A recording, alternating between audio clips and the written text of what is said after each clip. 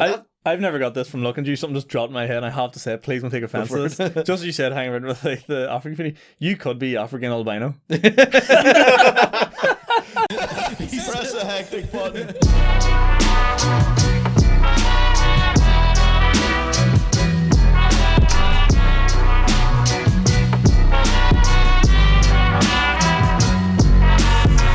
Anyway, ladies and gentlemen, welcome back to the User Hectic Podcast with me, your host, Justin Freeburn. We've got Soupy Campbell, and we've got our esteemed guest, Mr. Sean McAleavey. Hello. At its end claps. So Sean is the runner and hosts most of the nights at Are We Comedy Club. So shout out that we go down there like every other week to try out new material and stuff. So get down there on a Tuesday just before anything, you know. So what's the crack with you, man? What's going on? Man, fucking mental life at the minute. Absolutely chaotic. The last week I've like had just one of them insane pains in the middle of your chest. Oh really? Like Joe and them ones that catch and you're like, is this it? Is this life? Am I dead? And I've like had a load of shit going on, like quit my job, going travelling, doing loads of things, trying to get the comedy club and all running up. Jesus. And I turned around to my ma, who's like just standard Newry woman, goes, I think it might be like my head's not telling me I've got anxiety, but I think my body's telling me to like chill out. And she goes, anxiety, sure, that's not real. I was like, oh, good to know. So it's just a full-on stroke I'm having. Right, she is too.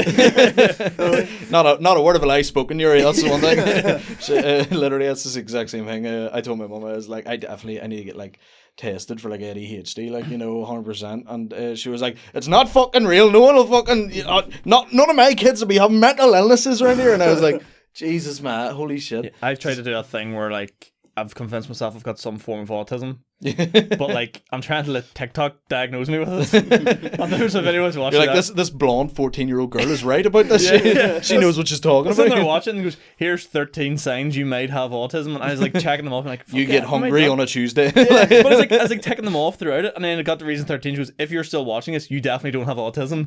And I was like, for fuck's sake, you're so autistic you got the number 14. 13 reasons why I have autism.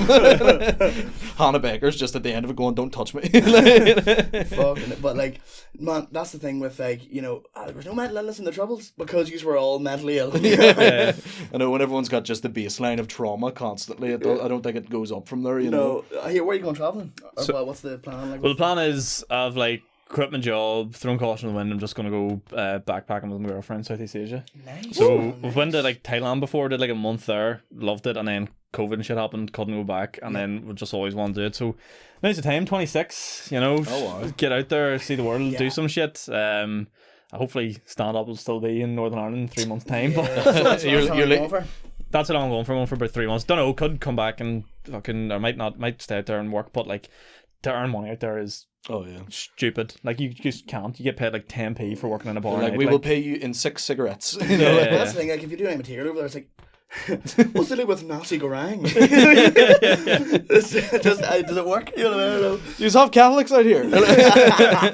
Oh, we're in trouble. We are in trouble. What about them West Belfast ones? That's what I've been trying to do like the last year. I've trying to been like going out of like the Northern Irelandisms to try and build more international 100%. if I travel and stuff like that. And like I actually had like a weird realization in Dublin of all places. I was saying like one of my bits at the minute, you've probably heard it, is like the pedo hunters talk I do. Yeah, of course. See, even saying the term pedo hunters, this might sound stupid, but like people are like, what's a pedo? Like really? People, until you go like the pedophile hunters, and then they go, I know what that is. Like if that's not your first language, you're gonna go, what the fuck's pedo? Yeah, Prince Andrew. Yeah. No, that's weird, man. Especially like something as like wide and vague as that. You know, it's not even like a. It's kind of like because I found myself over the last few while when I started being like, oh, maybe it's the audience fault they're not getting, and then you go, no, I could probably explain things a bit better or say things a bit clearer and stuff like that. Sometimes even I had a couple of people that, like. Whenever comedians that come up to me afterwards and give me pointers, I know some comedians can be a bit iffy about it. I love it when that happens because I'm like, you see what I maybe don't because I'm doing it, you know? Oh, yeah, 100%. People be like, just like your accent can be very strong sometimes, or I throw words out sometimes, especially when I'm nervous on stage. I'd just be like, like fucking rapping like fucking Eminem and Rap God. But culture Eminem. That's what I'm saying. So it's like I try and slow down, and then I'm like, I do a bit of a culture side and a bit of a cultures and the port side in, and I was like, any cultures in? I'm like, what's a culture? I was like, oh my god. That's weird. It's weird because I probably opened up on 3 minutes of cultures. Yeah, I know, it's just weird, but it depends sometimes, and then I was like, yeah, culture bits in Belfast, I don't really know what a culture is. I know what a culture is and how they're like. So sometimes the joke... Past the West Link. That's, you know, well, they like, go, yeah. we know Yeah, what you're it's talking so about. annoying. Yeah, it's like, not within 100 yards of Victoria Square for you. You know what I mean? So it was weird where you sort of be like, oh, maybe there's life outside of Newry. You know what I mean? That's kind of tied in with like the traveling stuff though. Like the more I've traveled, the more I've seen, the more I realize like you just need to be clear for people. Actually, like me going away and maybe not even doing stand up for 2-3 months could probably help it and benefit it. I'll give you the classic example. Whenever I was first away, I was using the phrase, "Do you know what I mean?" Right now, listen to that sentence. Do you know what I mean? What the fuck words are we actually trying to say there? I know. We all know exactly what that means, but whenever you go to I was a Russian fella actually, and I was like, "Fucking what's a crack man? Know what I mean?" And he's just going, "What the fuck?" Like, What'd you call me, bro? A Polish fella I used to work with my first job. He's one of the managers, and he obviously was like learning how to speak English when he got here. But after every single thing he said, he was like, "You know what I mean?" Every single time. I'll show you know yourself. I worked there for about 4 or 5 years, and you know what I mean, slowly turned into, know what I mean? There's like, nothing you're what I better than people not from here using our mannerisms. I love it. Oh, yeah. There's a I French love it. woman I work with, and like she has the most beautiful way of speaking. It's all like croissant and then she'll go fuck's sake, like in the middle of it, and you're just like, yes, we've broken them. There was a Hungarian fella I work with, and he was like, he used to always say, no matter what the context, what do you do, right? What do you do could be, he goes, Steve, what do you do? That could be like, what are you at when you get home out of work? And then if I make a wrong pizza or something, he's like, what do you do? You know what I mean? So it's like, but it was You're like, not much, lad. What about yourself? we got on really well, and he started sort of picking up our mannerisms, me and all the boys, and one day he was telling this mad story, and he was like, fucking hell, bye. Like, too much time. Maybe reel it in a wee bit. Yeah, a couple of years, you know what I mean? I love it. Yeah, there's like fellas I've worked with, and like, sure, you know the crack yourself. I'm like, how do you know that? Who taught you that? If I don't know the crack, how do you know the crack? Like there was in my school, it was like this group of like black guys in our year who were all like, you know, African and Portuguese, but for some reason they all just gravitated. I wonder why. And because it's a very racist neighborhood, and they like would like develop the mannerisms, like, and it would always be like, you know, oh, for fuck's sake, man, you know, like, and you're like, what the fuck, where have you developed this from, you know? Yeah. It would always be like something like I remember one of them, he like turned around and he was it was something to do with like the food, and he was like, oh man, this food is fucking minging. And I was like, that's great. I like that. I like that we've like leaked into other cultures now, you know. I've never got this from looking at you. Something just dropped in my head, and I have to say it. Please don't take offense to this. Just as you said, hanging around with like the African community, you could be African albino. Mate, if you put a black and white photo of me, there's witch doctors would pay great money for you in Zimbabwe. Like, we would fucking, I'm gonna take you on my next backpacking trip. I was like, what happened, Justin? Fucking, you know the correct man. You know what I mean? I took his fingernails. They're good for fertility. I don't know. It's his soul you want. It's his soul. He's actually ginger too. Oh, well, so you're talking about saying, you know what I mean, all the time. I record basically all my sets, you know, for better or for worse, and I watch them back. Like usually when I'm driving home from Belfast, I'd be like, you know, this was good, this was bad, change this, whatever. And I noticed it. I say, you know what I mean, all the time. Literally earlier on we were talking about, you know what I mean. I said, you know what I mean, and then said it right after as just an impulse. Yeah. And it's something I'm trying to work on to stop doing. And then I actually went back and looked at my Instagram reels at Soupy Stephen, and was like, shameless plug, and literally all of them is I've had to cut out the you know what I mean before and after, and it's just annoying me because I hear like all of us talking like in the green room per se, you know, and they're all like, oh, do you notice our fella, whoever it is, holds the mic like this, or, you know, but no one's ever given you chat shit. It's just things you notice about it. And then now that I've observed it in myself, I'm like, I hate that. You know, I was really about to do it there. I was just about to do it. One way to figure out what you do on stage, it's like a bad habit, is do it in front of Darren Matthews. You know, like Darren Matthews, comedian, you've probably seen him opened up for all the big ones. He will brutally be honest about it. Like I remember, I just, because I still do it, and I do this thing after every joke. I go, fuck's sake, you know, like it's, I don't know what it is. It just sort of, I feel like, it's like me still thinking, you know, it's that thing where you know, you would go in the middle of it going, oh, you know, fuck's sake, fucking, it's just in the middle, me thinking of the next joke, and he went like I came off stage and he literally walked on, and the first thing he said was, "Well, ladies and gentlemen, you have witnessed the world record of fuck's sake said most times in a set," and I was like, "Oh, you could have said it to me after, man." I think I appreciate when people call stuff out like that. Though. It's so like corrective or something like that, and then it puts the fear of God into you to like not do it again. Yeah. I did a set. You were saying about recording yourself there. I remember the first time I did like McCooey's down in Uri wee cafe gig. It's fucking brilliant, but it's gone now. R.I.P. And GBNF. the legend lives on. Yeah, the only crime she had was being loyal. Anyway, so we were down there, and I had my camera set at the back, and the back was like where like she would have served people and like the sandwich would have been displayed and stuff like that, and that's where like the comedians would have hung out, and it was like Shane Todd on that night and Darren, and they're all standing back. I did my first set, and I was listening back to the footage to correct all my stuff, but I could hear them talking about me while I was on. Right? And there's just this one clip of Shane going, "Here, he's fucking," and then I can't hear what he says next. And to this day, I'm like, did he go shake, class, send it to him? Like, what did you say here? And he's like, "Lad, I don't even remember that." Yeah, it's so irrelevant in his fucking head. What the fuck is that guy? Yeah, but ignorance is bliss, but you know, that's, I don't know, man. That would do my head in. Oh, I'm not even joking. I was like proper like trying to get the first syllable. If it was like a clap, and I was like, I can't get it. Something happened. I think someone together. Yeah, I think someone like laughed or clapped or sneezed or something, and I just lost it. I was like, fuck's sake. Yeah. Oh, that's grim. Like not to make it all comedy based, but it like just the fact that it's like saying about that there is a few acts, and every walk of the earth, like that's. You get a few acts who people are afraid to say something to them because they might have like a reservation, autism, you know, and like people won't say anything, and then they never like learn anything, and then end up in this fucking one spot for decades. Yeah. Well, it's like anything. I think you learn quickly of like whose opinion you actually appreciate, and whose you actually you're kind of like, oh, thanks very much. Like, I don't really dish out.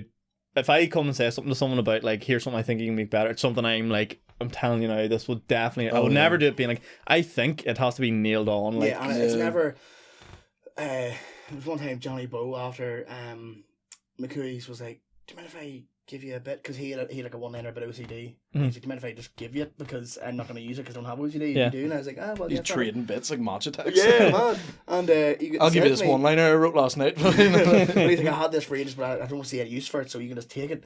I'm actually yet to do it, but I was like, class, that's unreal. Yeah, I love that. And Pete came up to me one time after my first couple of gigs, and he was like, he actually goes, see the fat jokes? 2 or 3 of them.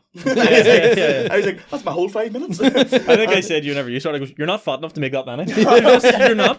There's way fatter that should be saying more about themselves. I know. Just lean into it, you know what I mean? Yeah. But I was talking to Brona was MC in the pub, and afterwards she was like, can I give you a pointer? But she was obviously tentative about it because she didn't know how I was going to take it, and I was like, always. You know what I mean? I'm always game for it. And I even said to her, I was like, give me it if you want. Whether I use it or not is a different story, but I appreciate your comments. You know, I appreciate the opinion and whatever. You know what I mean? Like even Cahir, I went up to him after one, obviously another fucking king of the one-liners, and I thought he was going to go down a certain route with a one-liner. I went up to him after, and I was like, I thought you were going to do this. Do you think that would be funny? And he was like, oh, class, I'll add that in next time. And I love that sort of workshopping bits and seeing what the crack is, you know? The only thing I do with stuff like that now is like just like practical advice. Like I go on stage now and I'll bring like a pint with me. I want a stool on stage and like notes of some sort. So if I forget things, I can walk to the stool, and that's where all the safety is. Or like instead of going fuck's sake after a bit or something like that, I'll go, if I need to fill the silence, just take a drink and let them awkwardly start me. But like like stuff like that, you're shaking drinking, but it makes everyone think and look going like, oh fuck, he's confident here. But I'm sitting there being like, I look like a gobshite. I done that in Prohibition actually, and can't remember what it was. I was fucking around, and I was actually doing it quite well, and it was my first time. No, because you have these things in your head where you're like, certain things you see people do on stage, and you're like, I'm gonna try that, whether it's like resting your arm in the mic or holding the mic a certain way or mannerisms. And I was like, I'm gonna go for the drink, you know. I went to pick up the cup, it was empty, and I was like, oh no, there was a jug of water and I spilt water and all, and I was like, oh Jesus. And then literally I'm shaking, like drinking it, and then but I played it off alright, but I watched the footage back and was like, oh my god, pure Muhammad Ali, like, you know what I mean? The best thing I've ever watched is someone like, you typically, for anyone who doesn't know, if you try to take a drink when you get a big laugh, it buys you a wee bit of time. And there was an act on one time, it put me off drinking on stage for life, like at one stage, and he did his one-liner and it died, but he'd already committed to getting the drinks, and it took like 10 seconds for him to take the drink and put it back in my bag. So anyway, I was just like, no. I'm still not ballsy enough to even attempt to drink it. Imagine how like fucking stupid that sounds. Like people wouldn't even like, you know, when they think of comedy, comedians take drinks all the time in the middle of the bit. But it's such like an art. There's like a like definitely like a weird timing. But I think Sean's right with the fact that like sometimes after you do a bit, if you just take a wee drink and you let the crowd settle again, that is like being comfortable within yourself. That's like being comfortable on the stage. It's like even if you are nervous at the time, it like you still feel like the crowd is like with you, you know, as long as you don't sound like you're freezing up, like, and you leave it. Like there's been times we were watching back a few of my clips there a few weeks ago. God love yous. Oh God, mate, Jesus Christ, mate. Honestly, I'm gonna put out a clip of what was it? Freeburn out of context. Freeburn out of context. Every part we clicked to, I said something mental, like something that was like there was, and even if it wasn't like something like offensive, it was like, imagine Stephen Nolan with a mullet, and that was it. You know, like there was what did you say? Autistic vulivants or something. Fentanyl jambons. Same thing. And I was like, I don't know what that bit was about. I can't remember. So like that's you know. I don't know where I was going with that. But yeah, water, yeah, it's class. But see, that's the thing where I immediately forgot as well. No, yeah, the water thing. I don't like dead air, right? So and that is like a nervous thing as well, because that's literally what everyone will tell you at some point is slow down. Yeah. Because, and that's where Sean again is right with it. If you can like be comfortable in your own skin and just take a sip after your joke and let the crowd like sort of go, that was good. Yeah. And let them think about it for a wee second, just, you know, to sort of gather the room a bit. I feel like that's a thing. Like I have started doing it because whenever I only started like, you know, for example, like even doing crowd work, I was like, if there's dead air anywhere in my set, I'm going to fucking cry here, you know? So, but what, like 2 seconds on stage feels like 5 minutes. Oh, yeah. Especially when you only have 5 minutes as well, and you're like, I need to get through this fucking bit, you know, like. And then the thing is as well, like, you know, you think, oh, taking a drink on stage, you're already there, just do it. But like, it's so weird, and when you're on stage, the concept of time doesn't exist. Like, you know what 5 minutes feels like on stage. I feel like I got my time, it's sort of decent enough now. But something as simple as drinking water, like, the lights are off, but everybody's home. You know what I mean? Like, you're in autopilot, but drinking it from the bottom of the glass. But you're thinking about like 1,000 things at once, and you're like, how am I going to set up this next bit? Was that good? Was that bad? And then like, there's so many thoughts going in, and then you watch it back, and you're like, I was scrambling up there, and then you're just like, calm as fuck, you know what I mean? And it's weird. So I think like a cheat code to it is just looking comfortable, you know, and just being like, right, we're here anyway, you know. My issue is just whenever it's like a short set, all of my bits are like 4 minutes each, so I'm like, I can't do anything else but this one bit. And sometimes I struggle with like getting into a bit. Like if I start a set, I'm like, I need to do a bit of crowd work or something to like, you know, get that, instead of me just going straight into some fucked up bit that like someone's going to be go mental at, you know. So I like literally just have to. I'm always like weary of that, and you know, fine rightly, like I'm the worst in the world for keeping on time. Like I'm pretty sure that's why I don't get booked half the time, you know. Like I sort of got Pete did that Lurgan laughs there, and I was like, how long's my set tonight? And I was like, you know, probably like 10 minutes or something. There's only 4 comedians on. He went 7 minutes, and I was like, fair enough, whatever, you know. And I like did the set and came off, and I was like, oh, sorry man, I ran over a wee bit. And he goes, that's why I give you 7. I know you'd do 10. I was like, yeah, fair enough. I can't get that concept in my head of like not doing the time you're allocated. It sounds like a silly thing, but like I'm such a freak when it comes to time. Like I text you, like I was here 5 minutes late, and I was texting like, I'll probably be 15 minutes late. I'm really sorry. Whereas people are going, well, 7 o'clock actually means 15:15. Like see a Prees back in university, I was a fucking nightmare. Like people like itinerary. everyone's sitting in got it up on the whiteboard. Everyone's sitting in the Holy Lands. As a fella, you literally go out wearing the same shit you're wearing all day. Like you change your gad top, maybe put a pair of jeans on if you're fucking lucky, and then someone be like, right, Prees are at 7. I'd show up like 5 to 7. And they're like, what the fuck are you doing here? It means like 7:30. Like, then tell me 7:30. I'm actually a nightmare for timekeeping in my everyday life. It's called executive dysfunction, probably per fucking ADHD, but it's like, and with OCD as well, sometimes I can't leave a room, which is a nightmare. But like, it's like I be late to things. So Dan to go home, but just he's like, mate, just keep the door closed, mate. It's like the opposite of like claustrophobia. Yeah, I have to have that kind of monster facing true north. Like, you know, like, but it's in Mecca to drink it. But fucking that kind of monster's halal, like. But so I am like out with my everyday life, but I know that like it's very, when I been a fan of comedy for years, and sort of the etiquette before coming in, don't go over time, be like quote unquote professional about it. Even though we're all having fun, it's all a laugh and all the rest. But sometimes you get lost in the sauce. Like I was getting heckled by 3 different people in Maddens once. I think you were in America at this stage, I think. And that was a hectic night. I didn't even see Pete flash me. I had no idea how long I was on for, and I actually said to Justin after, I was doing all right, sort of managing the hecklers, having a bit of a laugh, whatever, getting through it. And I looked over at Pete and he was just like, rolling his hands.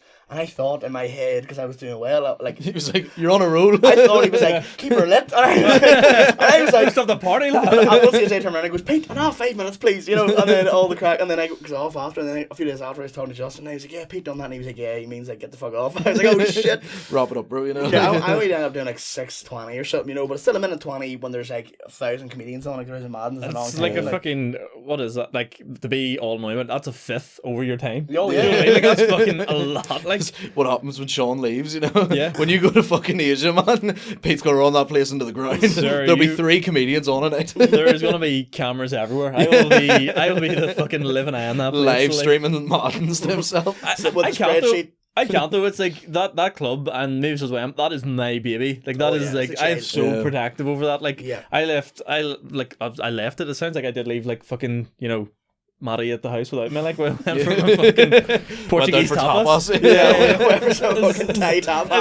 But I was proper like Kieran is like, right, this needs done, like proper caging up. And then when I was away, I was just like, how's it going? Is everything all right? And he's like, you relax yourself. You're off. It's all good here. It's all good. They're in bed. They're way to bed. I think, like, to be fair with the club, it'll sort of run itself at this point. There's enough of us who sort of know what we're doing with it. Yeah.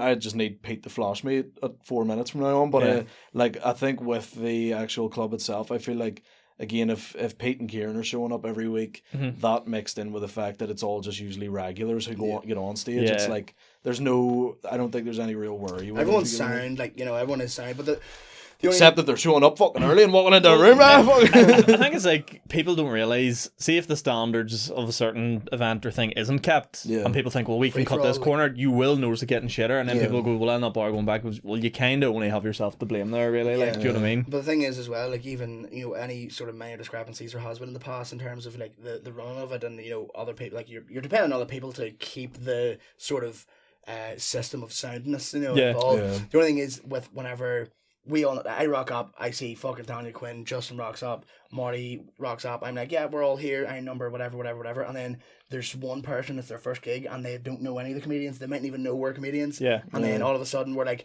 1, 2, 3, 4, 5, 6, 7, 8, 9, 10, 11, 12, whatever it is, and then there's just this person being like, I'm here from 4:30.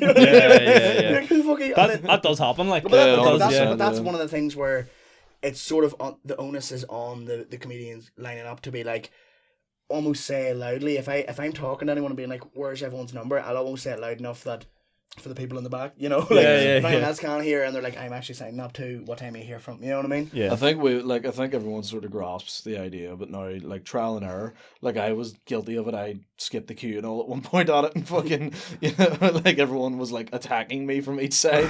I was like, I'm sorry, bro. But and that's what I mean, and that made everyone get like, sort of militant about it, where they're like, right, okay, no, we know our fucking number now, But that's what you need to as well. 100%, I mean, that's what you need, but then at the same time you can over admin it, where I remember I said to you one time, would you not have a wee sheet at the door? And you're like, I don't want sheets, I don't want papers, because what's stopping me going, sure, I know Jack is going to come in half an hour, he texts me and stick his name down, or you don't want any of that, it's just, you're there. Be there. Once your face is there, 100%. And that's why, again, if I show up and I don't get on, I just accept my fate and sit there till the end of the show. That's just it. It's one of them things. I would have, like, when not that I started much longer for you boys, but like, if the only reason I built Maddens, and for anyone who doesn't know what the fuck we're talking about, it's an open mic comedy where you can just walk down, sign up, which hasn't existed in Belfast for fucking years.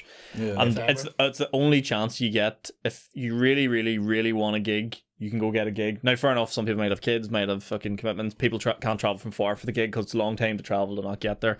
But that's kind of the point of this club. Yeah. The alternative 100%. To that is I book it once a month and everyone gets one spot, a year. Which I'd rather just, if people want a gig and people can't get down, let's enable them people a wee bit more, I think, which I'm happy to do. It's the best version of Dog Eat Dog, where it's like, if I'm leaving work, like I was in the office today, And say, for instance, it was a Tuesday. The first time I drove up, I got out of the office at 5 o'clock. And I texted you and was like, well, man, I'm fucking going to give this a go. Driving on fucking Direby roundabout. Which is Jesus, take the wheel. Just next thing you know, I was going to Belfast. I was like, I need to think of 5 minutes of funny things. Yeah. And then I just texted you and was like, what's crap? What do I do? What do I do? Like, freaking out on. You're like, man, just be there. And then you're going to be there early. What time are you leaving at now? Yeah. You were like, you'll be there. It's fine. And I think that's the best way to do it, because it's like, if you really want a spot and you can afford to leave earlier, just leave and go. Yeah. Like, for me, there's no it's pressure, like, at all. 45 minutes up the road, like from the area or whatever. Then there's people in Belfast, you got to work at 5 and then they maybe go home, get a bite to eat and go. You know what I mean? I love it. Like that club will be the death of me. Like genuinely, like some comedians are getting cheeky with it too. Like someone said to me the other week that someone didn't get on early enough in the half and we couldn't get them on. And you can guess who this is, but please don't say their name. But they goes to me here, I didn't get on in the first half, so is there anything you can do? I goes, look, there's nothing. Everyone that's on the first half needs them spots, blah blah blah. Yeah. And then 5 minutes passed and he walked up to the door and it was me and Jack McGee standing there. He goes, Jack, you didn't get on, didn't you not? And he was like, no, I didn't get on. And he goes, well, that's alright, I'm just gonna head on here, you can take my spot. And I was like, fuck, that is so sound of you. Like, you didn't have to do it, you can stay if you want. Sorry I couldn't put you in the first half. He goes, no, sure, it's alright, there's fuck all people in there anyway. Jesus I was just Christ. like, you motherfucker. Jesus, I would, like, that's what I mean. I would go down and gig to the comedians. I'd gig to the fucking bar stuff and it, like, you know. We have, like, and like I just remember turning to him and he sort of like made the commentary to walk on. I goes, well, maybe if you fucking shirt it once in a while, yeah, get more people in. Yeah. There's no way I will let anybody come in and get the last word in that club. Like, and I've like how mental is this? Like, you see like that, someone being like all entitled like that, and then you've seen Mickey Bartlett come down and gig to 5 comedians and go, that was great, and walk away. You know, like that's the difference between someone who's like actually giving a fuck about what they're doing and someone who has an idea of what comedy is in their head. That's the game. But like, that's the thing. There was one time I went and there was like maybe a handful of people in the crowd, and it happens. It's fucking people are skint, time of year, whatever. And there was like maybe a handful of people in the crowd, and then there was mostly comedians in the back. I remember thinking before going on, being like, "Fuck, boy, was that worth my journey up? Went up and done well, and was like, oh, the comedians can laugh and our people too. You know what I mean? Like, they're still going to give you feet. If anything, I love when people come up to me after a gig, like, you know, the punters, and be like, that was great, man, XYZ, whatever. But it seems like a comedian goes out to you, you're like, you know what you're talking about, so therefore you sort of value it a bit more. But I love seeing when you do well and like people come up to you afterwards, like, and they're just like, oh, I love this bit and this bit, and like, how long are you doing it? And all? I love that bit of discourse. You know what I mean? People being like, I had someone come up to me for the first time like a couple months ago, and they were like, I'm thinking about doing, man, how do you do it? And I was like, I have no idea what I'm doing, man. I just happen to be here. But do you know where I got that feeling? I MC'd the Green Room in Oma and Daly's. The one that Claire Corrigan used to run. I know she moved it now. I MC'd that one time, and there was 2 guys in the front row, and I was like, you know, like joking about with them and all, and they were loving the show. It was great crack. It was a really good night. It was like fucking Eamon McAleavey headlined and Ro Boyle and all was on. It was a really good night, and it was like my 2nd or 3rd time MCing, and it was like the best time I'd MC'd at the time. And the 2 guys came up to me afterwards and like walked into like the green room, which is actually the big room in Daly's, and they were like, oh lad, we just want to say to you, mate, we've been like wanting to start this and all, and you've really give us like the motivation to like really go and do it. You've given us the boot up the hole to do it. You made it look so easy and all. And I was like, I was shitting myself up there, you know, like again, when you're only start off MCing, you're really panicking about it. And do you know who those 2 guys turned out to be? Who? Owen Curley and Jamie Rogers. No way. Oh, what? And because they came in, they were like talking. I was like, go for it, lads. And I was giving them just like tips on like open mic comedy and how I was like, just be sound, show up, go to gigs. And what you see Jamie Rogers twice a week, and he's like half time he's not even on, you know. So and that's why he gets gigs. So like that's what I mean. Like, you know, the fact that was said to me, and now I see those 2 guys doing well. You know, like Jamie's doing the fucking Kosh and all. Yeah, like this month. Class. You know, and I'm like, holy shit, that's. Man was in for fucking lung surgery, and then he was in Bennigan's the same night. You know what I mean? He's just, man's killing it. Fucking like, you know? veins are made out of ink or something at the minute. I don't know what's going on with him, but yeah, it was crazy. That's the last thing we'll say about comedy. We'll hit some questions here. Well, even if people, just before we move on, even if people are looking to stand up after we've chatted about it, there, drop in the Maddens, send me a message. We'll get you sorted out, get you up and running. No bother at all. That's what's great about it as well. We've always had like a community of like open mic, but it never felt like tight because everyone was competing for spots. This is the thing. It's so good to get all comedians in one spot at one time, and everyone that sort of supports each other and all these things. There's actually, I was meant to tell you this, there was a boy last night and he was from our neck of the woods down by Newry. This boy called Miles, and he's like, I'm going to do my first set and stuff. The guy goes, fucking fair play, man, yeah, nice one. cunt fucking roofed it. And I'm like, that's too many voices in the area that are doing this now. I had a niche thing going, you got involved in it. That's other schmuck shit up. I know. Yeah. Fuck's sake. Me, you, Darren and William, but there's no other men in here to do it. This fella mate is right. He actually did really well, but he brought his girlfriend to the gig, and she sat in the front row with him, and I was like, Ballsy the bastard. fucking that boy Jesus. must be, that boy fuck. must have the confidence of a fucking Greek god. Like, Yeah. if that goes wrong, you're never getting your hole again. No, That's it, done. 100%, Like, yeah. That's a death and a half. Like I swear to God, I'm considering going celibate after that.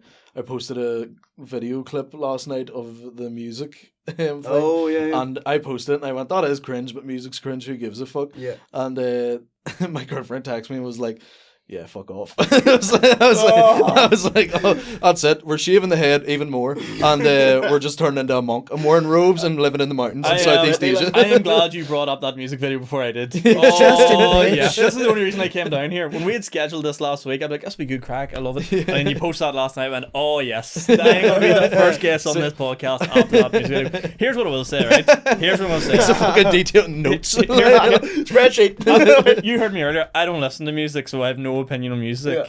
See the rap and stuff like that. I'm like, this is fucking cool, right? Oh, really? Like, Okay, actually, really? like the lyrics and stuff, cool. But I have watched you on stage struggle to say the word sex, and the first lyrics in this song was I was all up in her ovaries. I was like, that was actually me saying that. oh well, this guy's got up and said some ovaries. Hear this cunt next week going, I haven't had sex in 6 months. In fairness, you have struggled to make eye contact, and now you're singing about ovaries. What the fuck is happening in here? That's what's like. There's like an it's so funny because again, it is cringe as fuck. I don't like, and I feel like everything we do is cringe anyway. But I embrace it for what it is, because one thing is, like, I'm talking mad shit when I'm rapping. You can't say that phrase. No, I'm chatting mad shit when I'm rapping. Oh yeah, as a I'm guy spitting from on my Derry, gas in here, bro. spitting bars. The thing is, it's complete bullshit. I have a bar, met a girl from Bora Bora. Not even entirely sure where Bora Bora is. I don't know where. I just lies. Strabane somewhere. I'm a Bora Bora more fucking like. Yeah, I know. But it's just lies, and it just sounds cool, and there's no N words. Just flows, man. Yeah, Just flows. there's no end. That's amazing. It's so stupid, and I'm fully aware of how stupid it is. I had 2 rappers on the podcast, T Mike and Wee Joe, and they were even like, they do it like dead serious. That's like a full-time thing for them, you know. And they literally were like, lad, I don't even smoke weed. Half my songs are talking about smoking weed. I was like, fair enough. You know? should have like debuted on X Factor or something. We were thinking about doing it for a laugh at like the Pav Christmas dinner, but it was like there's too much like judginess that will come out of it. Here. Can I be honest? As your friend, as your friend, what I'd like if I didn't know you that well, I'd go, man, that's class for a petties. Oh like, yeah, one of them. It's like me down your hole and someone's like, fair play for doing it. fair Yeah, play, you got up there. as a genuine mate, what I'd say was, see, like, listen to it. If I just plug it in, it goes, you know what, this is actually pretty good. That music video. That music video. Just that was nearly give me AIDS. Absolutely. What? Don't actually near. You'd be sweet going to Thailand then. I nearly got an epileptic fit from it. Is what it is. Genuinely. Oh, it's ADHD personified. Do you know what? Know what it the is? brain needs to change every 0.3 seconds. I treat everything like comedy, sort of, where I do everything like.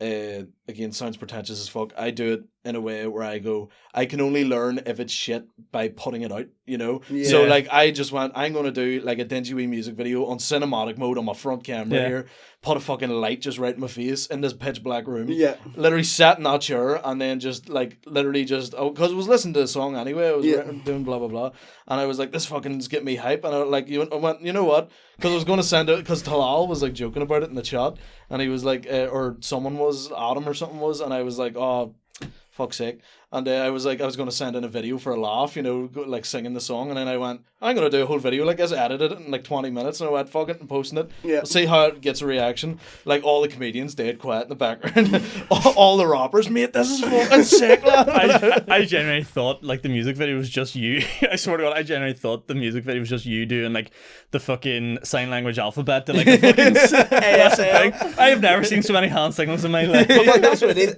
I've always loved rap, like, you know, it's well documented in this podcast, much we love rap and all. Yeah. And I am doing it, it's like ironic, you know what I mean? I understand, like, rapping about like selling drugs and all. I've fucking seen a score bag of weed once, you know what I mean? It's like, it's a piss take, and it just sounds cool. I'm like, I fucking love it, I'm gonna do it.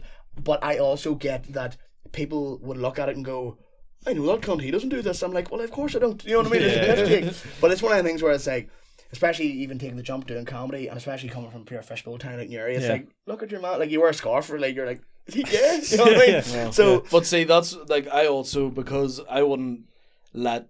The fact that I appreciate your opinion on it, like genuinely, I'm like, I understand. Oh no, I agree. I'm not like trying to look down. Oh yeah, 100%. No, the whole thing is shit. I just like that music video alone too much for me. No, and especially since you know the person, like personally, you're like, what are you at?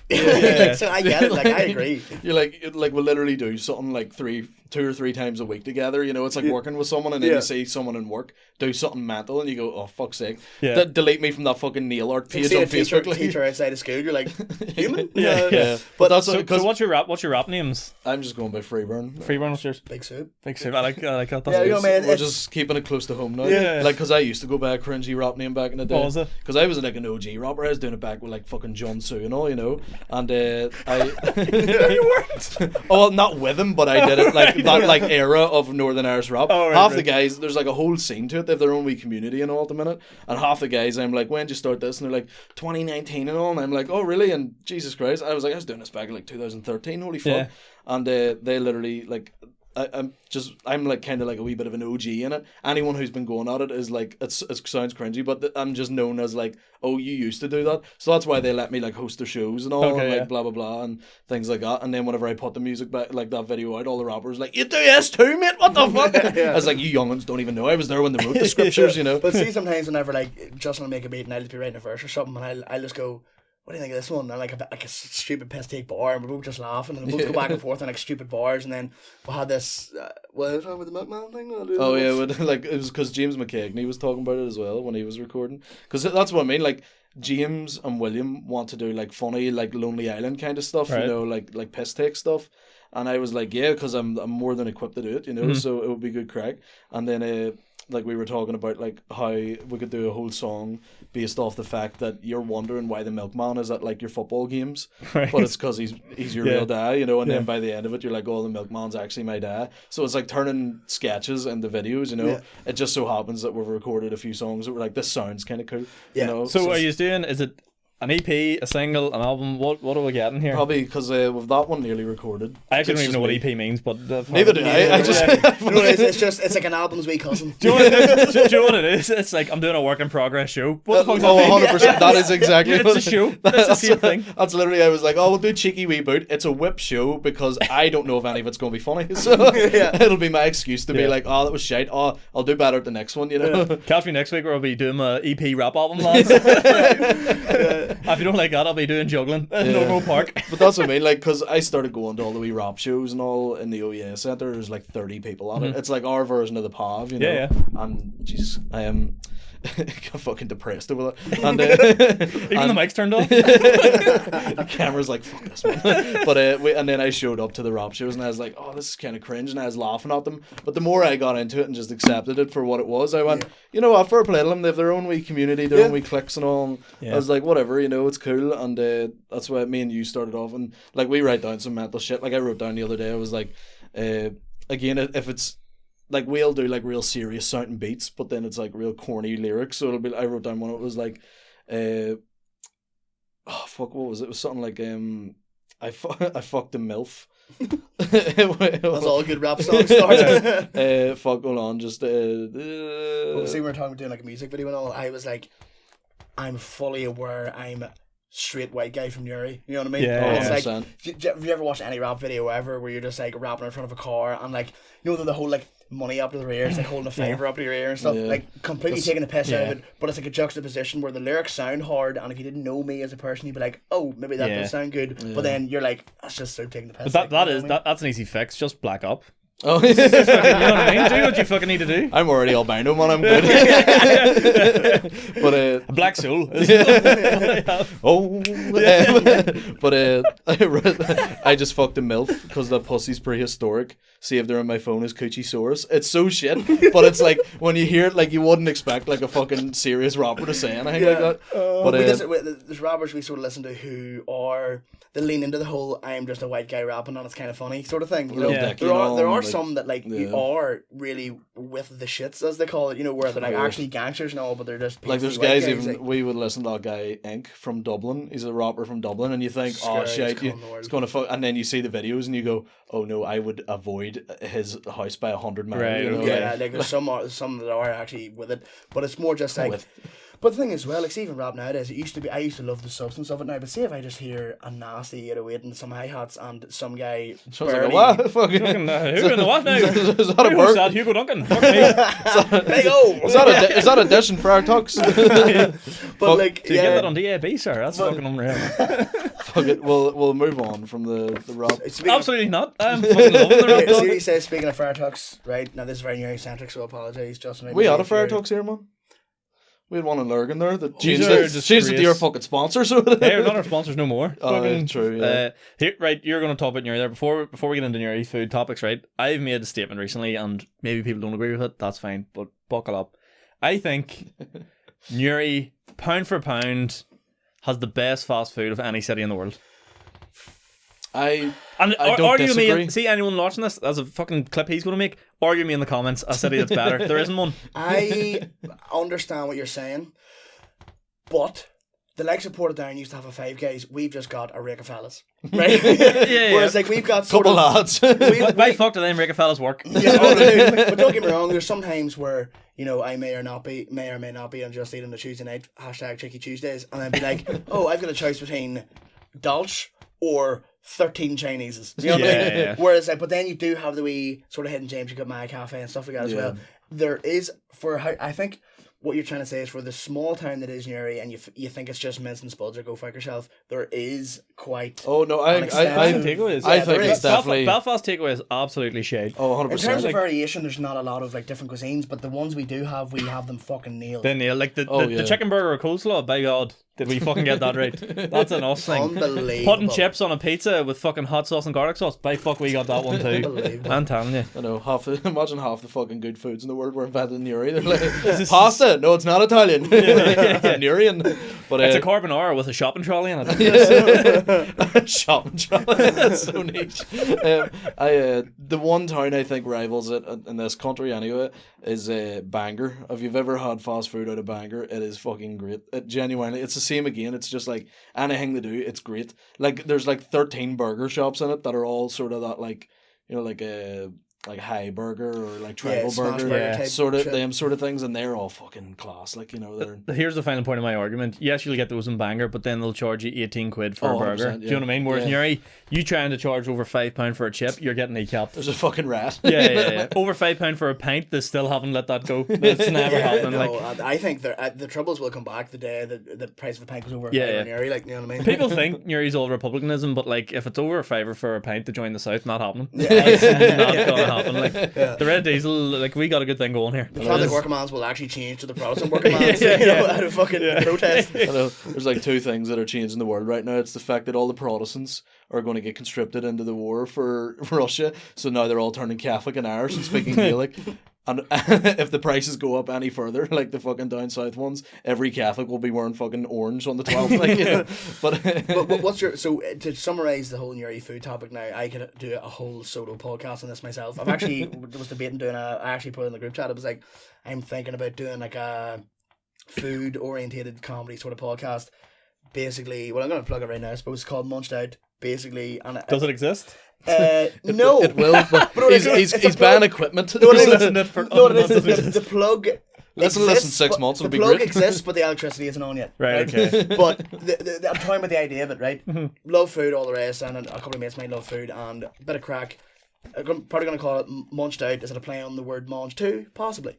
And basically just pick up food, talk shit about the food, talk shit about all the shit, couple of different segments. Cool. Very, very low-fi. It's like a mukbang podcast. Yeah. But just like a lo-fi. I don't really give a fuck what not something like even though like Kieran Bartlett does stuff like that. Man, I feel like it's something that's missing out of like our scene. If you get what I mean, like I feel like it's something that like because we all do different things, like.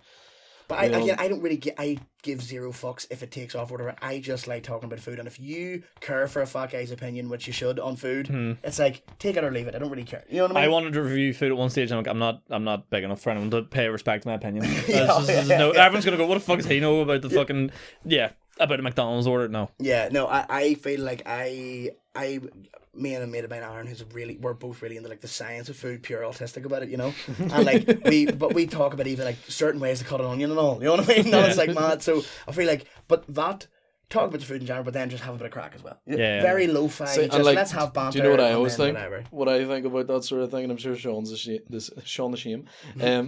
same.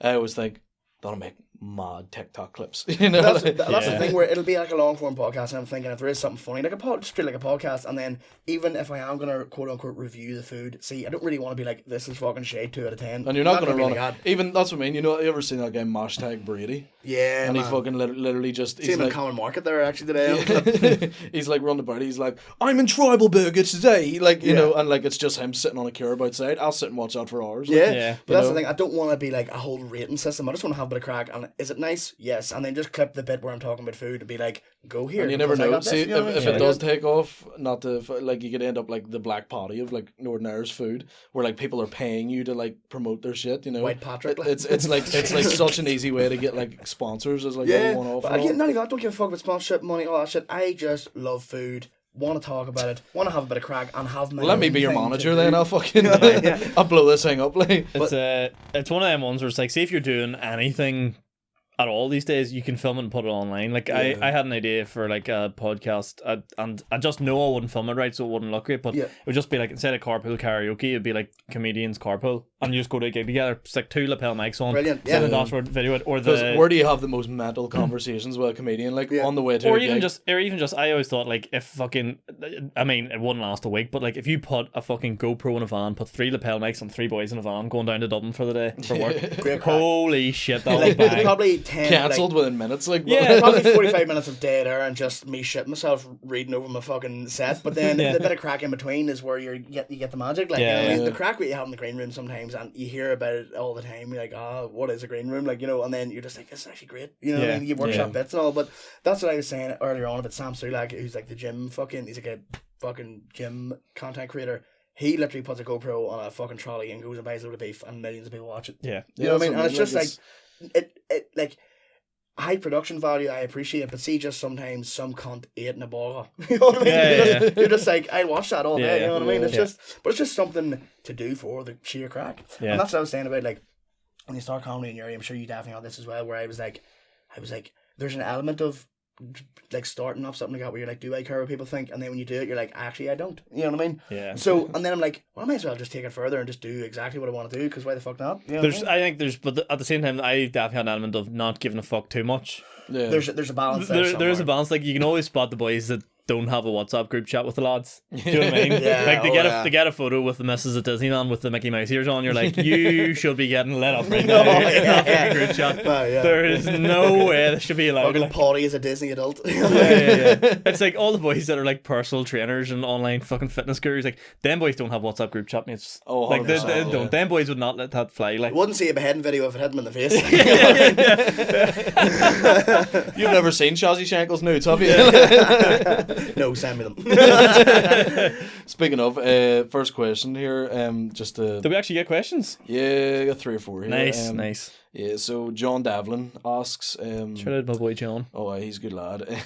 It's such a fucking John. Fuck you know the crack with these questions, man. He goes, right, Chelsea Shankle, Anna Christian, and Arlene Foster. Fuck, marry, kill. Who's Anna Christian? You know the Belfast nun. Oh, yeah. So who between Arlene Foster, Anna Christian, and Chelsea Shankle? Is Chelsea Shankle up a Mona Bay fucking pass? Yeah. Is that her? Right, okay. She's getting rid. No. I'm fuck Mari and I'm killing her. I'm going full Chris Benoit on her. Like. I feel like, you know, I think the cost benefit analysis I'm doing in my head in terms of Arlene Foster is, fuck me, man. There's not a formula to it. Like, there's the formula to fuck Mary kill is, you go, here's who I'd kill, here's who I'd marry, and I guess I have to fuck, even though the first thing you think of is I want to fuck them. That's the secret sauce. Have we been beaten to the jump by Anna Christian potentially being brown bread? See what Adam posted into the chat? I don't know if that's is she dead at the minute? I don't know what the crack is, but it was her page that posted it, was it not? Like, yeah, so I don't know. Posthumously, and it was like the caption was like, "I'm important," like fuck off. But so I think in terms of my cost benefit analysis, not to get all fucking fucking if statement spreadsheet on it, but Orien Foster, marry, power, money. You're not riding. I'm not riding anyway. It doesn't matter. Yeah. So it's a loveless marriage. Yeah, we did this before. That's fine. I feel like that's the wisest option in terms of your own personal development. But she is Protestant. It's a massive factor. She is, man. But at the same time, you can't even get married in a chapel. Fuck's sake. Civic centre or something.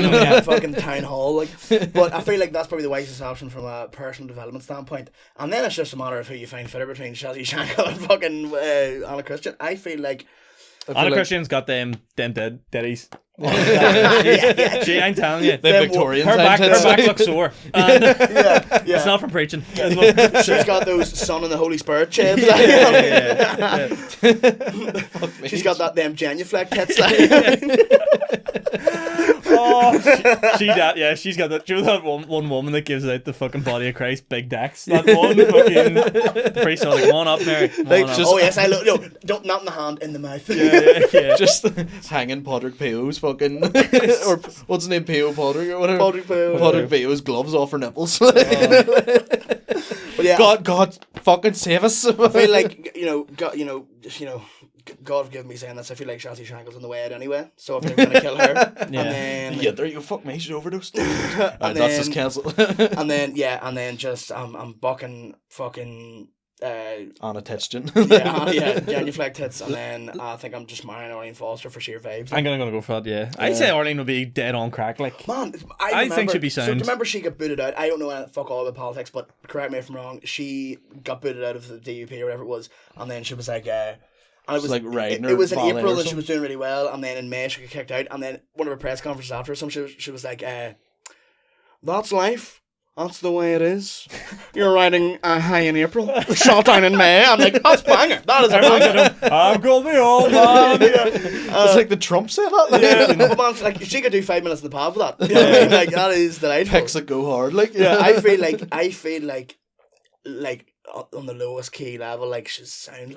I think she'd be good crack. I think it's the same thing as like as a hot take as well. It's the same thing when Trump got kicked out of office. I was like, he's dead on. It's like now that he has no influence on anything, he can't really do anything anymore. I'm like, you're just good crack. I miss the crack. Joe Biden doesn't exist as far as I'm concerned.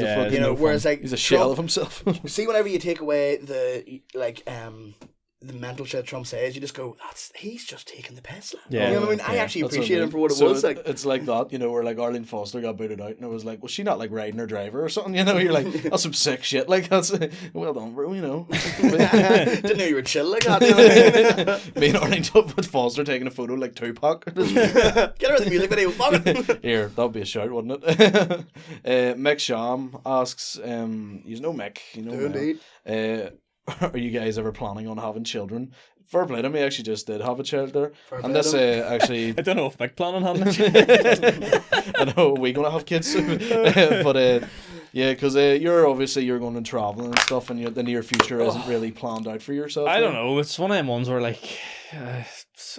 everyone's getting older and having kids later in life and shit like that. I don't know. There's no funny way for me to backtrack out of this answer, but no, not planning on having kids anytime soon. It's one of them weird ones where... If we go back in time, in 9 months' time, if I do have a kid, backtrack this and go, it was always in the plans. I'll be able to change it. It's one of them things. See, whenever I was fucking around 18, 19, 20 and all, it was my biggest fear where I'm like, oh, you can't do anything. And then I've done fuck all since. So I'm like, I still have that fear where, like, see if someone gets pregnant now, I'm like, holy fuck, how are they going to tell their mom? Oh, man. I'm 26 years old. Someone I work with, like in my team, it was like, I just had a bit of crack around me or whatever. I was like, well, what's up, you alright? Like, she was like, yeah, they're just letting you know I'm pregnant. And I was like, congratulations. You know what I mean? It was the same thing. Like a girl in my last work, she got pregnant, or she wasn't pregnant, but she was winding me up about it. She was like, yeah, I'm pregnant. And I was like, right, okay. And I didn't know what to do about it. And I was just like, and I walked over to her like later on the day, and I like hugged her, and I was like, I'm so sorry. I was like, why did I apologize to her? That is the reaction though. Like when it's like, so say a girl's telling the girls, boys telling the boys, like the girl will walk walk in and all the girls be like, "Ah, that's amazing, so happy for you." The boy walk in and it's just like he didn't make the judges' houses on X Factor. He's just like, man, it's good. Like it could be worse. You could be in 25 and over. You're all right. If you want to get a spot in the groups, then he make it the boot camp. That's the same. One of the boys actually, you probably know him. Whenever he found out he was having a child there a few years ago, like something out of a movie, actually fainted. You know what I mean? Fell and hit his head. No, holy shit! I feel like if Abby turned around to me tomorrow and said she was pregnant, I'd be like, I wasn't reading you. What? You haven't read me since that video game. How long are you pregnant? But I think I'd be alright. I don't think I would. Obviously, there would be a lot of stress involved in it. Oh yeah, it's not ideal. I don't think I would go, oh, my life's over kind of shit, because you see it all. Like there's like, how many comedians do you know that have kids? You know, like. Especially ones that do fucking well. In fairness, all the good ones have them. Yeah, exactly. So something in it. Yeah, all the ones who don't have kids, you're like, yeah, enjoy the pub and take But yeah, no, that's yeah. So I feel like I'd do all right. But there must be like a weird thing of like whenever someone does have kids, they get like a boot up their whole. You either quit comedy or you go 10 times on it and go, I'm gonna pay for my child with this. Well, it's probably like the only thing you can do to get out of the house. Like you have to weigh up everything you do. Like you're not gonna be able to go to 5 say go to the pub, go to fucking all these things. You gotta go, right, I've got one thing I need to do. What's thing I enjoy the most? Probably stand up. That's probably we were literally playing poker one time, and the boy, he's now had 2 children, like, you know, happy as Larry and stuff, but he was like, he was playing poker. Needs to get his blood pressure checked. But we were playing poker and he answered the phone and he was like, yeah, no, that's alright. He was like, I'm going to change the girl's name, say it's Neve. He's like, yeah, we'd have to go, yeah, fuck the child's in Neve's rib. I was like, what? Whoa. I was like, that's a thing? But apparently, whatever way, it just moved or something. Yeah. He was fine. But I was like, I don't need that level of anxiety. I'm already freaking out about the fucking impending sense of doom. Was it like fingers like poking out below the nipple or something? Like fucking... Did you ever hear the story of the boy who like didn't realise his missus was pregnant and she didn't realise she was pregnant? Apparently it's like some sort of like phantom pregnancy thing that can happen. But he was like, a phantom shade. £9. I'll clock on him. I've got to take a photo for the evidence. No one's gonna believe me. Said that to fellas. But the story, it was like one of them WhatsApp fucking memes, like voices went around everywhere. You with your top off, it up against your chest now. Skin to skin. We had on the top of it. Sorry, continue, go on. It says Daddy's wee boy. A fridge magnet of it. Right, so this fucking WhatsApp was going around and it was like the voice of your fella describing what had happened, and he was like pure like talking like us, and he was just like, so like obviously we're down here living in Australia, and she said like her stomach was like fucking wild built up, and I was like, you just need to take a big shite, like, you know, this is what you need to do. And she goes, it's not coming out, so fuck me. We went to the hospital anyway, and she's sitting there and she just says it didn't feel like a shite, and the baby just fell out of her doot and into the bowl of the toilet. And everyone's like, what? And he goes, she had a fat, she didn't even look fat or nothing, she had no baby in there, and I don't know what the fuck if it's mine or what the fuck, but like, what do we do here? But this voice note went around the entire globe like 16 times. Really? Jesus Christ. Oh, really? But it's one of them things where, yeah, phantom pregnancy is one thing. I feel like you probably don't have that 9 months of sweat being like, holy fuck. It's just there and that's it. You know what I mean? It's like, deal with it. But again, my biggest fear for years, and then now if it happened, I'd be like, I mean, it's not ideal, but you would just be like, whatever. But then at the same time, I remember thinking like when I was 19, 20, like, I can't travel, and you know, I've been to fucking Belfast to do 3 gigs. You know what I mean? So it's like, I haven't travelled, but at the same time, the option is nice and the whole freedom, and you do realise when you talk to people, you're like, you can do fuck all. With like, I have to get a babysitter to go play poker and all. You're like, just come up. Just gamble the baby. Yeah, yeah, right. Just fuck with me. Much can I get for the bully? You've got aces, man. Fucking put that baby on the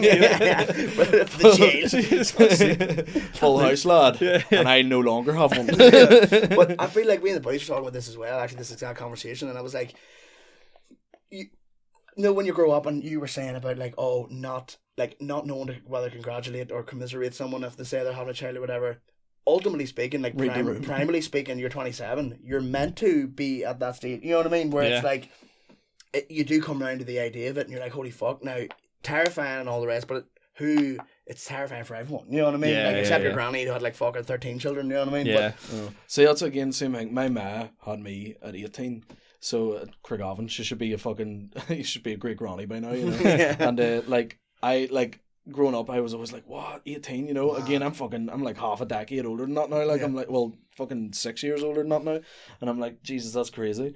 And but like when Abby's like a year or 2 older than me, so when all her friends are like, she's like, oh, like Liv's having a child. I was like, oh fuck, what's she gonna do? Like what? That's crazy, man. And then she was like, oh no, like they're like fully grown adults, like, you know. Yeah, getting the GCSEs, like, Jay's getting the GCSEs. But that's the thing, whereas I was actually thinking, debating getting a cat there the past couple of weeks, and I've been trying to convince mine once to get a cat. Bro. I know, yeah. You are depressed. Yeah, it is, yeah. Text me, Mum. Yeah, I know. We'll go get a pint. It's the only pussy I'm getting. I still have to pay for it, but just don't put a video up if you're rapping. That's just yeah. yeah. But that's the thing where it's just like I was thinking of cat. I just have this liking towards cats. Is that still recording? Yeah. Yeah, right. I have this liking towards cats. I'm just like, yeah, a cat would be cool. Less admin than a dog. You know, all that shit. Chill out. I sort of like how cats don't really fuck with you. Yeah. You know what I mean? It's just you do you do me. We'll have a bit of crack here and there, and then you fuck off. I play Xbox. You know what I mean?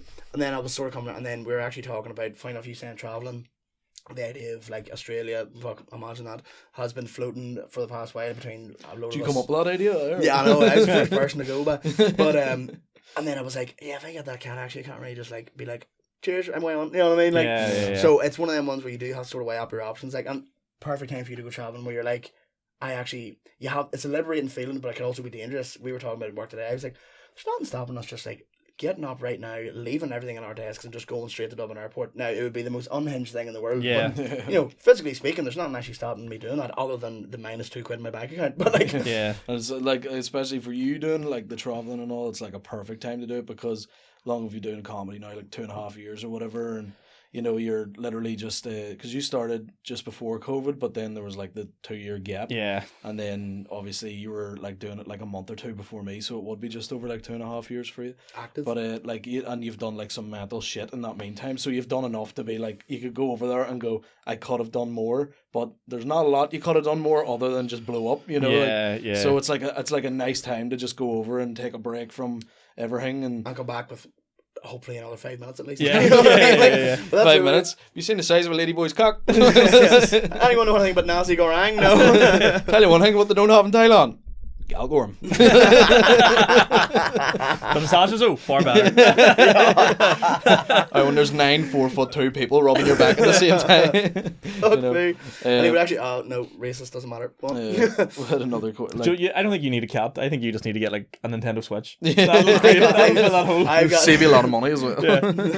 You know, Get clean Nintendo up. dogs on the fucking door. See how that goes. Tamagotchi. Oh, fucking beat me by 1 second, dickhead. Fucking hell. sick. No, it was probably like an impulse thought, but I was thinking, fuck it, why not? You know what I mean? Like just Yeah. for the crack. Yeah. But then, yeah, I do know what you mean. It's probably just that sense of maybe within myself being like, not to get too fucking Luke McGibbon on it, be like a sense of worth where you're like, oh, this thing actually sort of depends on me a wee bit. Something Yeah. to be like, you know, work toward. You know what I mean? It's like that sort of thing. To get Luke McGibbon done something is wild. Man. Yeah, I know. That's really existential, isn't it? Like, yeah. We'll hit these last 2 questions. They're both from Jazz Sierra. The first one is for Sean, I'm assuming. Why do you take the worst pictures and stills of Jasmine Sierra? Do you hate her? Question mark. Shouldn't have said her name right before asking the question. My favorite. So sometimes what I do is when I make reels and stuff like that, I'll like crop the worst looking bit of someone to the thumbnail. Oh really? Just for my pleasure. Just simply for my pleasure. Fuck the retention. Yeah. Fuck all Just that. because I just feel like I was like, this makes me laugh. Yeah. See, for the thumbnails of this podcast, I always make it look like Soup's laughing at me. So, like the thumbnail will always be like Soup going like, I'll always go, do one of you smiling, and then it's me going.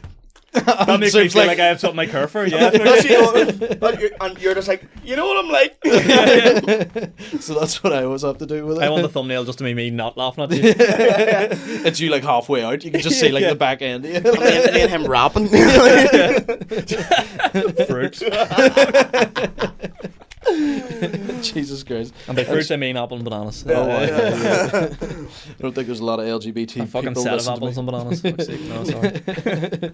And this is quite a deep one, so we'll end on this. But Jaws asked, what's it feel like to run an open mic where many comedians will have their first ever set? We sort of touched on that a wee bit earlier. Can I jump in just having my first set in Maddens? I hate you because you're contributing to my downfall. Brilliant, because especially knowing you from years ago and all as well, I was like, someone I can actually ask, and it's not just this phantom person that holds a microphone sometimes. I was like, when I seen you do it at McCoog's, I was like, wanting to do it, being like, I can fucking do it. You know what I mean? Yeah. And I said to you before, and you were like, oh, if this cunt can do it, I can. But it was more just like oh my god, he made it out of the hood. You know what I mean? Yeah. And then I was like, yeah, fuck it. So when I've done it, and I can't be Maddens, you know, in terms of, you know, the glitz and glamour of fucking showbiz, baby, it's a fucking wooden bar, and it's a fucking Owlman pub, but it is fucking amazing. Like, and it'll always hold something with me where I'm like, that's my first gig, and I done well my first gig, and I'm like, it's always a special place. Like, you know what I mean? It's class, and I love going up on a Tuesday, and especially the format, the way you have it, where it's like, come up, if you're early, you're on. There's no and I love when people book me for a gig, fucking love it, but sometimes you're like, I wouldn't mind a wee spot somewhere, whereas I can just go, Tuesday, I'm away, doing it. Yeah. I'd say that's what's like good about, I didn't really ever feel a sense of community in comedy for me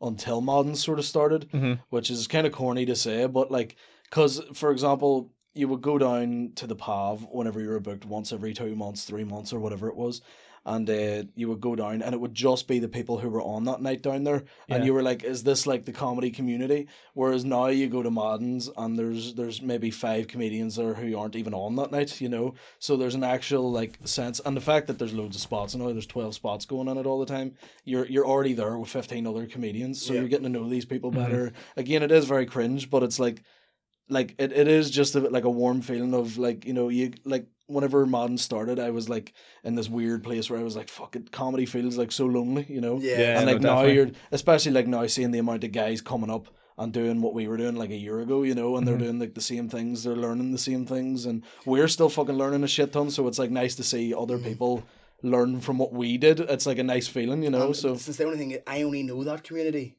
and you know, I wouldn't know like even the likes of you from Maddens and like all the rest of it, all, you know what I mean? Like it's great where I don't know anything other than that community, and it's actually helped me so much in terms of what I've achieved in my short comedy quote unquote career so far, where it's like I've achieved a good bit, like I've fucking got a few paid gigs and stuff, where it's like that.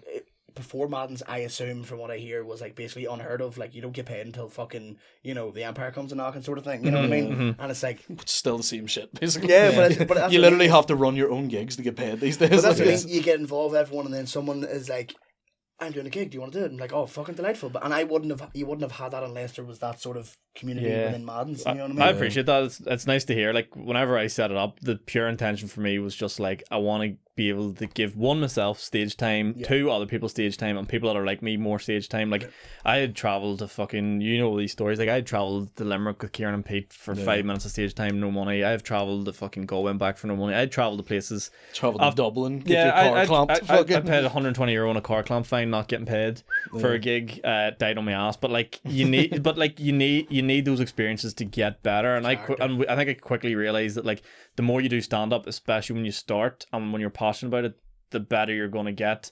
Like starting stand up whenever I first messaged, which is literally only like 2 years ago, really 2.5 years ago, I had to message Queen's Comedy Society and go, where are gigs? And only Queen's Comedy Society didn't even exist. Just the fact that whoever ran the page at the time would have known things was like, go to the PAV on a Monday night. And I was like, what the fuck is the PAV on a Monday night? Like, none of these things make sense, and like we talk about them now so fondly, but like it never existed. So Maddens to me was just like, I seen the room, seen the space, I was like, this would be fucking class. And then especially such a fucking like such a famous bar in Belfast, like but the thought of it like did cross my mind to go like, should I just do a weekly gig, a monthly gig, and maybe open mic and book acts and stuff like that? I'm like, I really want to provide a space that if you take a notion, you want to do it, you're going to do it. You can't back out of it, sort of thing. An impulse sort of thing. I want there to be as little barrier to entry for comedians. So to answer Jonathan's questions, when I see new acts get on and perform for the first time, it's just class, because I know how much pride you feel when you do stand up for the first time, and to be able to like give people that opportunity. There's nothing I love more than bringing a new act on stage at Maddens. Like you hear me doing the full McAleavey roar, going, "Welcome to the fucking stage, Justin Freebird!" Like I'm fucking buzzing for it, and it is the best feeling. It's probably one of the best things I've ever started, and what's even better than all those things put together is, like you said, that sense of community. Very few people come and leave straight away, and if they do, I don't give a fuck. Just get what you want out of it. I think everyone, even that has been doing stand up and does utilize it, gets far better. Luke McGibbon summed it up perfectly for me one stage. He goes, Maddens, the open mic is like the gym. Every Tuesday, you know you should be at it, and you get that guilt where like you know you're not at it because you could be better than yourself. Because even like Jasmine was ranting to me about it, about like people complaining about not getting spots, and we've all been a victim of it. Like you go, like, I haven't. At the record show. Like you know what I mean. Like I know for like in my case, I've always been like if I have like done all the work and maybe not got the spot as early as someone. I remember feeling envious at the time and stuff.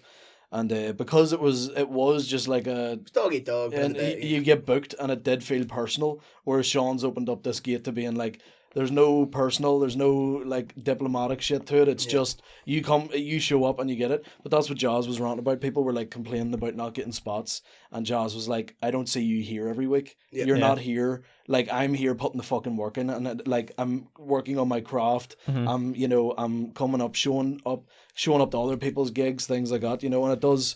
That's what I mean. Like, you'll show up, and even if you don't get on, you'll still learn something from that night. Half the time when I go down, I'm sitting down with a fucking notepad, and if I haven't even got on, I'll like hear someone like say something, and it'll give me inspiration for a new bit. But this is it. I feel like whenever I watch specials, go to comedy shows, that's when I feel like I can write more. So even when people come down to the back of the room, and if they want to sit for half an hour afterwards while we're packing up and write some ideas down or get some, the job fucking done. Bring it next week. Show up earlier if you need to, or if you're lucky enough to get a spot.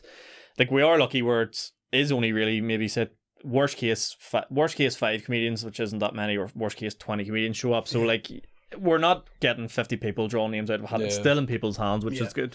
The thing was as well, for even like whenever I first done my gig, obviously you're shitting yourself for your first gig, and I could see how buzzing you were that I was doing it, because you were like, another one of us doing it, you know what I mean? And I was like, fuck, sweet. And then I remember coming off stage and you were like, I recorded your first set, and I wanted to record it, but I was shitting myself so much and just going over so much in my head that I was like, I just want to get this done. I don't care really about the memory of it. And then I come off stage and you're like, I recorded your set, man, because I wanted my first set recording. And I was like, oh my god, and you're juked. Like, I was like, oh, juke bomb. But the final thing I say about it is, what I like about it is, like, there's no pressure for anybody to do good at it. Go there and damn your ass. I damn my ass at it fucking frequently, because I'm just trying ideas, spitting out ideas and stuff like that. I think like before that, whenever you get booked for a venue, you don't want to let the booker down. You don't want to let anybody down, especially say you're getting a fee. You're like, I don't want to try new stuff. Maybe I'll squeeze a bit in there. 100%. Show up at the Maddens with your newest, wildest fucking thoughts. There's no one like filming from the crowd. We let this. The tone is very clear. If it's shite, it's tough up here. This is what this event is. That's why we only charge £5 tickets in. But yeah, if you're a punter and you're listening to it, go to the fucking comedy club. You'll see what we're talking about. It's class crack. You'll never get a comedy club, I think, experience like it. If you want a nice night, a good night, go to fucking Empire, go to Lavery's, go to fucking all these proper big massive clubs in Belfast. Go to the Portside Inn. Go to Portside Inn. But what I love about it is whether you go up on like acts, people. I know a few people in Belfast are like, oh, Soupy man, are you doing the comedy, all this stuff, and they're like, what are you doing? Like, I'm usually in Maddens on a Tuesday. I haven't been in a while now, in fairness, but like, it's like, go, and I always say to them, go, you might see Mickey Bartlett destroy the room, and then someone who's good, bad, or indifferent go up afterwards and die on their arse, but you're still guaranteed a good night, because whether you're laughing or going, oh Jesus fuck, it's still great crack for everyone involved. And even like, there's a couple of times where I died my hole in that Shamrocks gig, and I remember just leaving, going off the stage, and you just gave me a hug, and I was like, all is good in the world. And I was like, I said this, I met Connor Keys outside the Coos there last week. I was just driving past, he goes, I'll stop in for the crack, and I said to him, and I goes, I kind of like Dan a whole wee bit, and he was like, never say that again. Yeah, no, don't get. There's a thing being comfortable, Dan, but you don't want to be too comfortable, Dan. Not that I like Dan when it's happening. It's that's how you end up like Kramer, But it's the worst thing in the world when you're down on your horse. But see, when you come off stage and like you just turn around and go, tough one, now let's go. It's funny seeing it happen with your mates. It's funny. It's like, for the best example is, it's like being on a night out with your mates. One of them's like, I'm gonna fucking pull that girl, and you're like, you fucking do it, mate. And then they get rejected, and you're like, you dickhead. That's the exact same feeling. And you just sort of have that energy of just, sure, you know yourself. Fuck it. It's because we've all been there, and we've all like, like me more than anyone fucking knows what it's like to damn a hole. And I'm like, it always does make you want to do better. But whenever you hear someone laughing at you down on your hole, like someone like say if like for example, even that time we did Letterkenny ages ago, and I started telling the joke about like bombing the roof out of the place right after, like a month after, like there was an actual like petrol station exploded, killed like 11 people, something crazy like that, and I was 3 of them was at the back of the room waving at me, even though that was like fucked up. At the end of it, I was like, I'm like, the fact that yous were willing to do that, I was like, this is what it's about, the fact that I was going to fucking, the joke got a laugh, fuck yous, but like it was the fact that I like walked away from that going, well, at least someone cared enough to stop me from saying it, like, whereas like you could probably show up to your first gig somewhere and you don't know anyone, and you end up down on your hole at some open mic where there's a guitar player playing as well, and next thing you know, you're never doing it again because of that, But so. I had that advantage of knowing you from my first gig, so I remember like hanging around you like a bad smell a wee bit, just being like, who the fuck, what's going on, and then all of a sudden you're talking to everyone in the green room, and I'm like, I love all you cunts. These are all sound as fuck. You all bring individual pieces to every like. It's because everyone knows what it's like to start stand-up comedy. It's the most daunting thing in the world. Yeah. You're just really doubting yourself. You obviously think you're funny to an extent, so you're like. Everyone can relate to it. Yeah. Everyone can relate to that first time. Like, even when Miles came down last night, he was doing his first ever set. There might have actually been someone else doing their first set. But, like, I just try and give them a wee bit of time, reassure them, be nice to them. And hopefully that thing that you have, like, where was your first set, that lives with you. And you appreciate the club and you come hang out at it. Because, like, I could fucking talk to Maddens and blue in the face, but if comedians don't sign up, there's no club. Yeah. So it's fucking, it's great to have. It's a symbiotic relationship of give and take for everyone involved. Yeah. It's literally... Me knowing about comedy, loving comedy for years, listening to podcasts flat out, it's like, why has this not happened sooner? Yeah. You know what I mean? And I've joined, like, I started at the perfect time where that Maddens had sort of just started, was finding his feet, it was still amazing, and then now it's like this fucking, like, he's won an award in the fucking comedians fucking staff do thing for like best fucking club or whatever the fuck it was. Best new club. Best new club ever. Actually. Ever. But comedy mothership. Who? But yeah, it's just I don't know, and I think it's unreal, and I don't want to sound like I'm licking whole, but bend over. You know what I mean? Like that's what it is, like man. That's the good thing about it. Like you don't owe anything to Sean either. Like we're not as like. You don't, not in that way, but like obviously we owe like the fact that you started the club and stuff, but you don't have to feel like you owe anything to anyone else either, or like, you know, there's just if you're here, you're here. That's look, there's been a thing in the scene where like point blank, let's all be honest, where like if I give you a gig, you should give me a gig. Yeah, there's definitely that fucking thing happening. There's a written sort of rule, and it is kind of the decent thing to do. And like if you want to try and get booked for more gigs, run a gig. It's probably the best advice. Like if you are a comedian, if you're one of the 5 comedians listening to this podcast today, it's one of the things where it is worth it. Like when you're younger and like maybe your mate doesn't have money for the shop and you buy him a fucking whatever, you know, don't really expect it back. But listen, mate, you get the taxi, I'll buy you a pint in there. Yeah. I don't expect anything. If people come to my club and they want to perform, I'm fucking happy. The fact that like too many people show up and I can't get them on breaks my heart. Yeah. Like that's fucking the worst. It's one of the things where like you buy your mate, or like whenever you're fucking smoking when you're like 14, it's like there's one packet of fags between 10 boys. Like, right, I'll give you a fag, but I'm not expecting it off you next time, or I'm not expecting anything off you next. But if when you do give me it back, I'd be grateful. You know what I mean? It's just like, let's be sound together. Let's all fucking, you know, patty Chaz backs and just let's fucking rock it. Like, you know? Definitely. That's a good question, Jazz. Yeah, very good question. I'm gonna cry here. Coat to most boys. So you're doing skin to skin with your shite later, or listen, I think I'll actually wrap it up on that anyway, because we're hitting over an hour anyway. So thank you very much for coming on, Sean. It's been great having you. It's been a great episode. And you're here every week, fuck you. You'll be here next week as well. But yeah, thank you very much. Is there anything you want to plug? Just the Comedy Club. Go follow it on TikTok. Go follow it on Instagram at RB Comedy Club. If you've been before, leave us a wee review on Facebook as well. Really, really, really helps the club out. So it does those sort of things. And then my socials are just Sean McAleavey. I'm on TikTok. I'm on Instagram. And if anyone's hiring in late summer, I'll need a job when I'm back from traveling, so that's also good. Hit me up on LinkedIn, baby. Any masseuses hiring in Southeast Asia?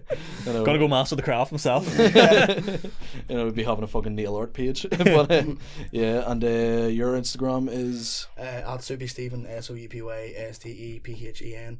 I'm actually MCing the Black Box on in February. Don't know exactly what the crack is, so come along and see me stumble over my words for a couple hours. So that'd be good crack. Oh wow. And the Portside Inn's happening tomorrow, so fuck that. But my show, my work in progress show, my excuse to be shit show, is on the 4th of April at the Portside Inn, called Cheeky Wee Boot, and we've got Soup actually doing support for it. So come down to that as well. It'll be good crack. So and follow me. If you don't already, I'm just Justin Freeburn, the one and only, baby. So download the EP, boys. Get on that. Get on that LimeWire, baby. Do you know what's actually funny? The name I wanted to use for it, I was going to text you about this yesterday. Is who does he think he is? And I was like, that's fucking sick. Who do they think they are? Yeah, it's what LGBT. Who do he think they are?